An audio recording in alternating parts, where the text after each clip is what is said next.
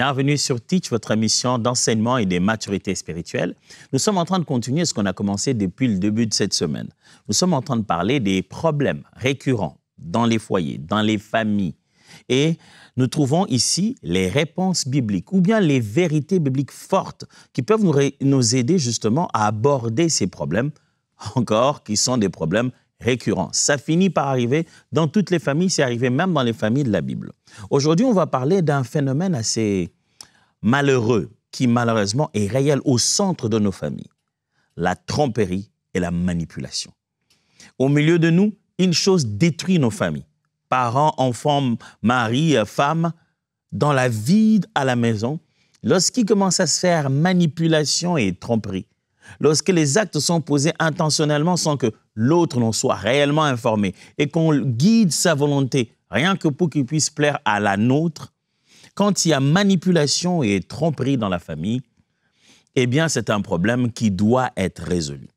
J'aimerais passer ici par 5 bases, poser 5 bases avec vous, 5 vérités importantes qu'on peut apprendre face à cette situation. Alors, let's teach, grandissons ensemble.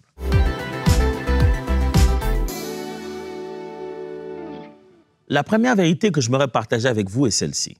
La manipulation est spirituellement dangereuse.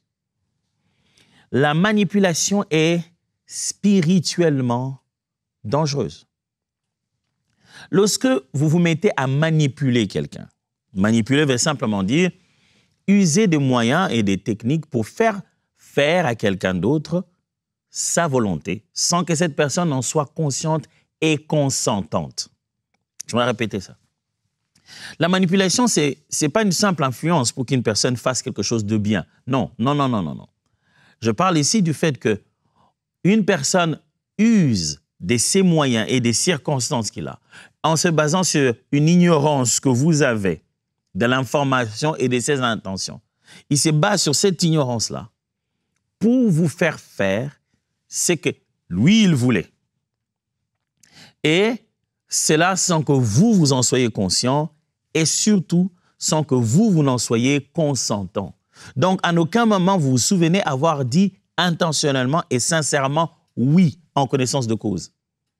Vous vous êtes retrouvé à le faire petit à petit et en fin de compte, vous avez fait quelque chose avec le recul, vous dites « je ne me souviens pas dans le processus avoir réellement pris conscience de la chose comme j'en ai conscience après maintenant et que j'ai eu cette conscience avant et que j'ai dit oui, malgré ça, je ne me souviens pas. Donc, il m'a eu. Quand il m'avait dit ça, ce n'était pas la vérité.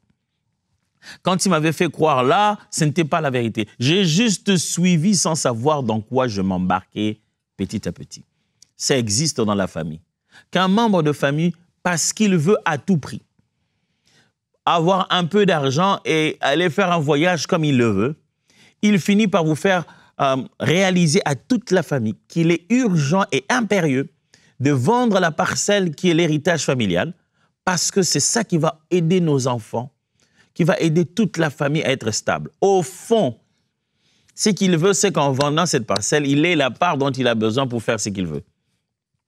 Mais il met tout le monde dans une situation où on a tous l'impression que c'est urgent, il faut le faire.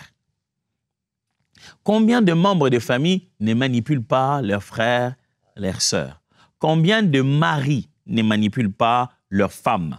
Combien de femmes ne manipulent-elles pas leur mari? Ah, je sais que lui, il dira dans tous les cas, non, je vais trouver des stratégies, des tactiques. Derrière ces stratégies et ces tactiques qui visent à contourner l'expression de la volonté anticipable de son conjoint.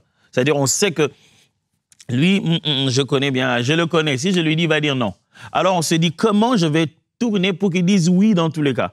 Que je lui présente les genres de choses qu'il aime pour dire oui. Derrière cette quête à vouloir faire avaler une pilule à l'autre, je vous assure qu'on peut en arriver jusqu'à la manipulation. À la manipulation pure et simple. Le problème avec ça, c'est que la manipulation n'est pas que psychologique, elle est spirituelle.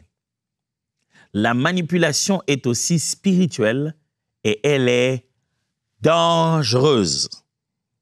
Lorsque dans la famille, les membres des familles commencent à manipuler les uns les autres, vous avez créé un sanctuaire pour le diable. Vous avez mis le climat propice pour que tout ce qui est de diabolique puisse émerger dans votre foyer. La manipulation est spirituellement dangereuse. Que de manipulations que nous voyons dans les familles, dans les églises, dans les entreprises, dans toutes sortes de familles matérielles, ma famille physique ou spirituelle. Beaucoup de gens usent des manipulations parce que les gens veulent voir le monde comme eux, ils le pensent. Ils veulent que tu fasses ce qu'ils veulent que tu fasses. Il est prêt à te faire consommer des choses que tu ne sais pas qu'est-ce que tu consommes en fait. Matin, midi, soir, on te fait manger quelque chose, on te dit que c'est bien pour la santé, mais le but, c'est d'avoir dans ton corps les réactions qu'il attend. La manipulation est dangereuse. C'est vraiment, c'est le réflexe du diable. Manipuler les autres, rester aisément en train de manipuler les autres, c'est vraiment avoir les mêmes réflexes que le serpent. 1 Samuel, chapitre 15, verset 23 dit « Car la rébellion est aussi coupable que la divination. Et la résistance n'est pas moins que l'idolâtrie et les théraphim. Puisque tu as rejeté la parole de l'Éternel, il te rejette aussi comme roi. » Dieu est en train de parler à Samuel. Et il est en train de lui montrer comment il le rejette comme roi. Et il lui montre, en fait, comment certains péchés qu'on a tendance à croire que, bon, voilà, ça c'est moindre, mais là, ça c'est grave. Il fait une comparaison et il dit que les deux types de mots sont en fait pareils. Il parle de la rébellion qui est aussi coupable que la divination. La rébellion, un mal, la divination, un autre mal, mais ces deux mots, comme le prophète Samuel le présente ici, il dit, c'est tout aussi coupable et condamnable. Mes amis, la manipulation ne l'est pas moins. Elle est tout aussi coupable que condamnable. Proverbe chapitre 6, versets 16 à 19. Il y a 6 choses que hait l'Éternel, et même 7 qu'il a en horreur. Les yeux hautains, la langue menteuse, le main qui répand le sang innocent, le cœur qui médite des projets iniques, les pieds qui se hâtent à courir au mal, le faux témoin qui dit des mensonges et celui qui excite des querelles entre frères. Remarquez que l'homme de Proverbe veut nous parler des 7 choses que Dieu hait, des 7 péchés, de ces 7 manières de vivre, comportement social que Dieu déteste. Mais dans la figure de style, il utilise comme ça, il dit il y en a 6 et même 7, juste pour dire qu'il y en a 7. Il veut juste dire qu'il y en a suffisamment. Et en décrivant les 7 choses que Dieu hait, vous verrez que l'élément mensonge, manipulation, apparaît même presque, j'allais dire, 3 fois. Ça dit d'abord, il y a les yeux hautains, la langue menteuse. Ça paraît déjà. Les mains qui répandent le sang innocent, le cœur qui médite les projets iniques. Tu vois, déjà dans le cœur, on est en train de préparer un projet mauvais. Et puis les pieds qui se hâtent de courir au mal, le faux témoin qui dit des mensonges. Alors, frères et sœurs, mentir, manipuler quelqu'un, utiliser quelqu'un sans sa volonté, sans sa conscience. Oh non, mais il l'a fait, hein? Il l'a fait lui-même. Non, mais tu sais dans ta tête que s'il avait les mêmes informations que toi, d'exactement la même manière, sa position finale allait être autre. Tu as donc manipulé les données pour les arranger de façon à ce qu'ils puissent les avaler. Ça, c'est un réflexe humain. Chaque fois qu'on veut avoir une réponse, on se prépare. On se prépare à ne pas avoir la réponse, le contraire de ce qu'on veut. On place un nombre d'arguments pour préparer un discours persuasif. Mais là où la persuasion, c'est diffère de la manipulation, ce n'est pas au niveau de la présentation des données, c'est au niveau de l'intention et la finalité. Je ne veux pas que tu saches, et en fin de compte, ce que je m'attends, ce que tu fasses, ce que je veux, même quand tu ne sais pas en réalité qu'est-ce que tu as fait. Et même quand je sais que je n'ai pas eu ton vrai consentement, même quand je sais au fond que ton réel consentement aurait été un non, je connais en fait ta position. Je l'ai contournée en te faisant croire que tu fais autre chose que ce qui est réellement en train de se passer. La manipulation, même en droits humains, au milieu de la société, lorsqu'on se rend compte que dans un contrat, en fin de compte, il y a eu manipulation et que les éléments ont été changés, ne sont pas ceux qui étaient, celui qui a acheté se fait rembourser et se fait même payer plus. Si déjà la sagesse du monde trouve la manipulation et le mensonge, la tromperie en horreur, à combien plus forte raison la sagesse de Dieu? Je viens de vous en parler ici dans Proverbe. Manipulation, dangereux. Et la manipulation, elle est dangereuse spirituellement. Elle détruit quelque chose dans ta relation avec Dieu. Elle détruit quelque chose dans ton état d'âme. Tu es en train de pourrir le peu d'innocence qu'il y a à l'intérieur de toi quand tu fais cohabiter dans ton cœur tout le temps des plans secrets que toi seul sais en réalité comment tu as manipulé les gens. Et vous savez souvent, un jour, après avoir manipulé des longues années, la corde de la manipulation des pantins, cette façon de manipuler les autres en tenant des cordes, en les faisant bouger, un jour, ça finit juste par se couper. La deuxième vérité que je me partageais avec vous sur l'aspect des manipulations, des mensonges dans nos familles, c'est le fait que le mensonge a toujours un prix. Dans une famille, quand on commence à se tromper sur l'engagement moral, on commence à se tromper, le mari trompe la femme trompe le mari, les enfants trompent les parents, ils cachent des résultats de leurs examens, ils racontent des choses que l'école n'a pas demandées, ils demandent de l'argent qu'ils ne vont pas utiliser pour les mêmes finalités. Quand le mensonge entre, sachez qu'il y a un prix à payer. Le mensonge a toujours un prix à payer. Le mensonge, c'est un moindre mal pour le début, mais qui causera plus de dégâts qu'on l'imagine. Le mensonge, c'est un chemin court, très vite, une sorte de raccourci, mais qui vous fera payer très, très, très cher. Avez-vous déjà tenté de manger de la nourriture qui n'a pas suffisamment été au feu? C'est-à-dire qu'à peine que tu as mis la nourriture et tu as eu l'impression que ça a pris un peu de la couleur qu'il faut, et bon, tu te dis, non, c'est bon, c'est prêt. Tu manges. Et au bout d'un moment, le corps va se mettre à réagir. Tu as préparé, tu as même mangé, tu t'es dit c'était plus rapide. Mais ça n'a pas suffisamment chauffé, ça n'a pas suffisamment pris le feu, ça ne s'est suffisamment pas mélangé. Il est possible qu'après quelques heures, tout le corps qui avait l'impression d'être rassasié commence à souffrir et que tu fasses sortir plus que même ce que tu as fait entrer. Mes amis, il en est de même du mensonge. Le mensonge, il y a toujours un prix à payer. Aujourd'hui, tu as menti, tu as pensé que c'est ce qui t'a permis de maîtriser, de maintenir la situation. Lorsque la vérité arrive, tout ce que tu croyais avoir bâti pendant de longues années s'écroule en un instant. Vous avez vu comment se fait l'écroulement? Une maison est bâtie pendant des années, des mois. On prend du temps, on va dans les détails. Mais au moment de l'écroulement, en un clic, tout est par terre. Il en est ainsi du mensonge. Tout ce qui est bâti par le mensonge, en un seul clic, tout peut tomber comme ça. Oh, toi, tu penses que personne ne le sait jusqu'à ta mort, tu en es même mort, tu es parti. Certainement, personne ne le saura, tu le penses. Mais un jour, la vérité finit par éclater et le prix sera cher payé. Peut-être pas par toi, mais par tes enfants. Peut-être pas par toi, mais par ta femme, par ton mari. Toi, tu te trompes ici et le prix sera très cher. Genèse chapitre 27, verset 35. Isaac dit, ton frère est venu avec ruse et il a enlevé ta bénédiction. Ça, c'est Isaac qui est en train de parler à Jacob. Il a dit, oh, il est en train de parler plutôt à Ésaü. Il dit, ton frère Jacob est venu ici et je lui ai donné ta bénédiction avec... Il a usé de tromperie et vous savez qu'elle n'a pas été facile, cette bénédiction. Galates chapitre 6, verset 7. Ne vous y trompez pas, on ne se moque pas de Dieu. Ce qu'un homme aura sémé, il le moissonnera aussi. Si vous sémez le mensonge, vous en moissonnerez les conséquences. Tiens, ça c'est pour rire. J'ai vu une fois sur Internet une histoire vraiment à dormir debout. Mais ça m'a fait rire grave. Ça montre bien les conséquences du mensonge. Un homme écrivait, il disait, aidez-moi depuis ce matin, je ne sais pas comment parler à ma femme.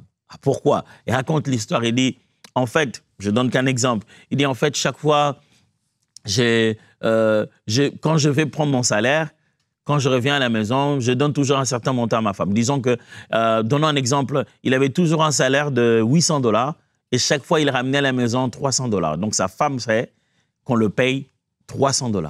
Et depuis toujours, il a toujours amené 300 $. Donc, c'est connu que la paye de son mari, c'est 300 $. Elle dit, aujourd'hui, j'étais tellement malade et on a appelé au téléphone et elle est partie chercher mon salaire. Et depuis qu'elle est revenue, elle m'a donné 300 $. Depuis ce matin, je ne sais pas qu'est-ce que je dois dire. Dois-je lui demander ou pas? Ça me tue de rire. C'est-à-dire, elle s'est dit, je l'imagine, la femme s'est dit, ah, il m'a toujours trompé. Ça a toujours été 800 $ et lui m'a toujours amené 300. Donc, officiellement, à la maison, on sait qu'on le paye 300. Donc, je viens de prendre son salaire, c'est censé être 300. Je lui donne 300. J'attends qu'il me demande où sont passés les autres 500. J'imagine cette scène de ménage. Et le mari s'est dit, depuis ce matin, je ne me sens pas bien, je ne sais plus, je ne sais pas si je dois lui demander où sont passés les 500 ou pas. C'est une blague, ça fait rire, mais c'est ça la conséquence du mensonge. Il y a quelque chose que tu ne veux pas dire, que tu caches de côté, qui en réalité, si tu l'avais exposé dans le contexte familial, il y aurait eu des solutions plus efficaces, beaucoup plus efficaces. Troisièmement, Dieu n'honore pas les bénédictions obtenues par tromperie.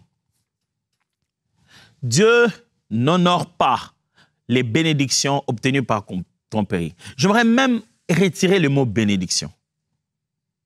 Si je le laisse, c'est juste pour qu'on ait une petite idée. Parce que finalement, quand tu l'obtiens par tromperie, quand tu uses des ruses là derrière, il y a des conséquences. Genèse chapitre 29, verset 25. Le matin, voilà que c'était Léa. Alors Jacob dit à Laban, « Qu'est-ce que tu m'as fait? N'est-ce pas pour Rachel que j'ai servi chez toi? Pourquoi m'as-tu trompé? » Léa se retrouve être mariée. Ouh, Léa est mariée. Mais elle est mariée sur base d'une tromperie. Elle n'est même pas mariée à la base. C'est Rachel qu'on voulait épouser. Elle se retrouve cette nuit-là, ayant passé la nuit avec celui qui devait être à la base le mari de sa sœur, parce que le père avait prévu une tromperie pour pouvoir garder cet homme encore. Il s'est dit, si je lui donne Rachel, il s'en va, c'est fini. Pourtant, j'ai besoin de ses capacités et de ses potentiels. Alors, il va avec une histoire comme quoi, chez nous ici, il est de coutume, la première, l'aînée, la deuxième ne se marie pas avant son aîné. Imaginez-vous ça.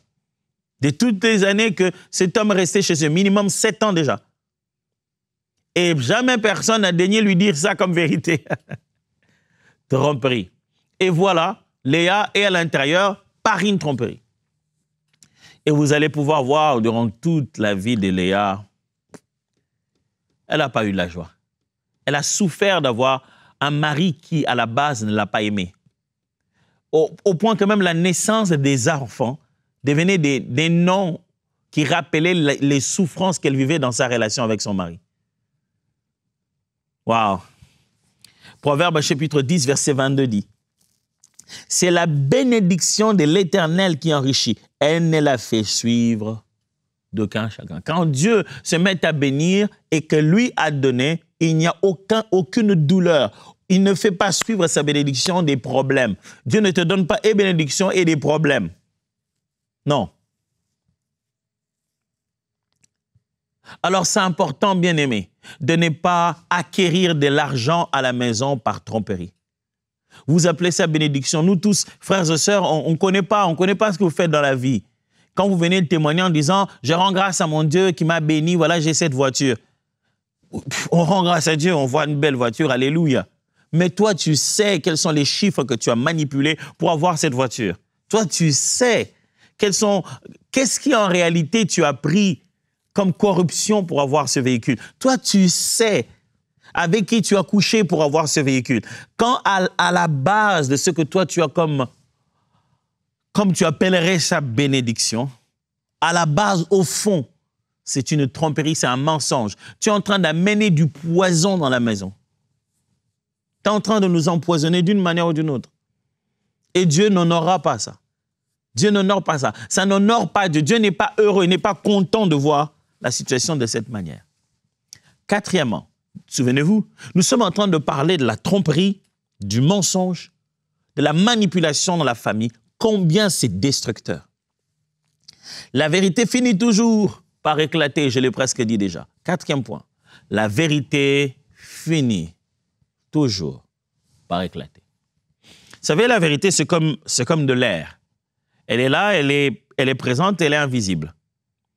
Quand vous commencez à tenter de fermer l'air quelque part dans un espace, c'est là que vous vous rendez compte de sa véritable puissance. L'air reste là, elle commence à faire pression, pression, pression. Un jour, s'explose. Souvent, le mensonge a des conséquences à cause du temps qu'il a pris à sembler être vérité. Je vais répéter ça.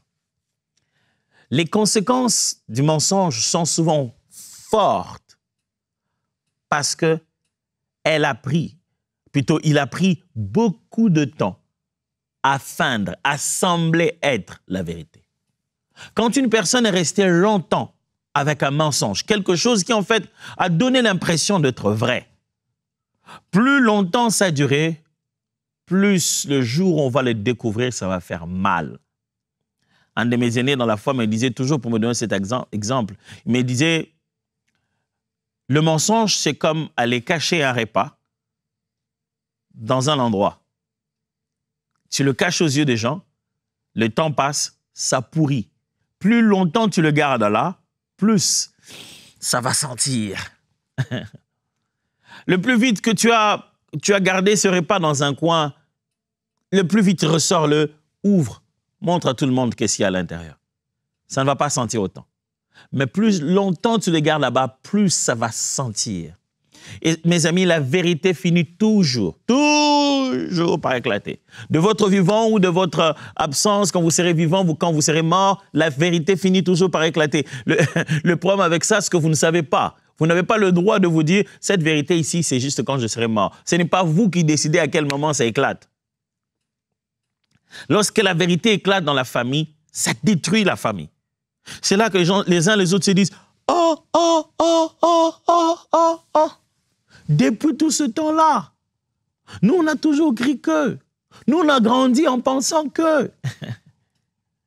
Je comprends que quelquefois, dans les familles, il y a des sujets très sensibles qu'on ne pouvait pas dire aux enfants pendant qu'ils avaient un certain âge.